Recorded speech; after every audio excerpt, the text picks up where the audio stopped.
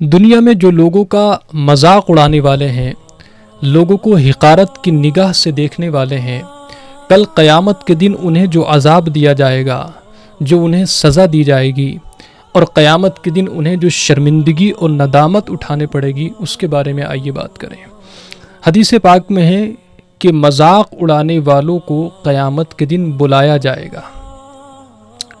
ان سے کہا جائے گا کہ آؤ جنت کی طرف آؤ، جنت کی طرف انہیں بلایا جائے گا، اور جیسے ہی مذاق اڑانے والے لوگ جنت کی طرف بڑھیں گے تو فوراً ہی جنت کا دروازہ ان کے لیے بند کر دیا جائے گا۔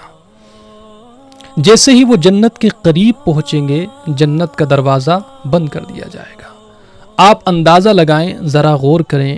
کہ جو لوگ مذاق اڑانے والے ہیں، دوسروں کو ذلیل کرنے والے ہیں، وہ اس حدیث کو پڑھیں اور اس میں بار بار ذرا غور کریں کہ کس طرح کا ان کے ساتھ معاملہ ہونے والا ہے، کہ قیامت کا دن جو ہے وہ 50,000 سال کا دن ہے، گرمی ہوگی، سورج آگ برسا رہا ہوگا، زمین تانبے کی ہوگی، نفس نفسی کا عالم ہوگا۔ ایسی سچویشن میں، ایسی صورتحال میں جب کسی شخص کو بلایا جائے گا، جنت کی طرف اسے انوائٹ کیا جائے گا، بلایا جائے گا، تو اس کے دل میں کتنی خوشی ہوگی۔ اس کے دل میں وہ اپنی قسمت پر رشک کرتا ہوا فوراً ہی، جیسے ہی وہ جنت کی طرف بڑھے گا، جنت کی طرف لپکے گا، فوراً ہی جنت کا دروازہ بند کر دیا جائے گا، اس کو روک دیا جائے گا، اور اس کے ساتھ یہ بار بار کیا جائے گا۔ آپ اندازہ لگائیں کہ اس وقت اس شخص کو جو دنیا میں مذاق اڑانے والا تھا، اس کو کتنی ندامت ہوگی، کتنی شرمندگی ہوگی، اور اس کی حسرت کا کیا عالم ہوگا۔ اس کے دل کے اندر جو ایک امید جاگی تھی ایک دم سے، اور اسے لگا تھا کہ میری قسمت جو ہے وہ جاگ گئی، دل کے اندر ایک چراغ جو روشن ہوا تھا امید کا، وہ فوراً ہی گل ہو جائے گا، بجھ جائے گا۔ اب اس کو یہ ندامت، یہ شرمندگی کس وجہ سے ہوگی؟